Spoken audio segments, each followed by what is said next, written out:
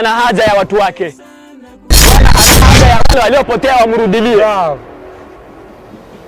Kwa hiyo umeamua kuacha chama chenye pesa kwa sababu ya mambo katili kama haya?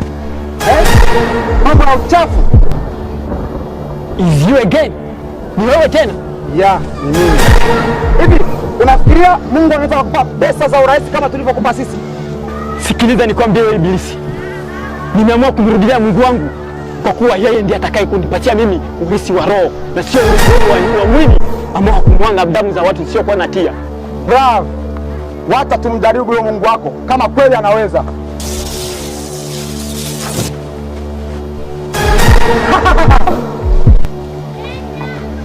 Ewe Mungu, Mungu wa Isaka, Mungu wa Yakobo, na mimi umeweza kunipatia mamlaka Baba. Umetupatia mamlaka ya kuweza kukanyaga nyoka na nge. Hivyo Bwana, shetani hana nafasi mbele zako. Bwana nakuita Mungu wangu. Jehova, Father in heaven, I pray and I command fire, fire, fire.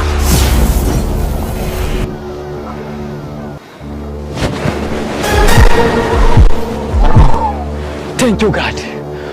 Thank you Lord. Nimeshukuru Baba Father. Thank you God. Thank you my Lord. Nimeshukuru kwa kuwa umeweza kunifanya mpya Bwana. Umenitoa katika nguvu za giza na kuweza kunipatia nafasi katika ulimwengu wa roho. Asante Bwana. Sasa ni muda wa kushuhudia matendo yako Bwana. Asante.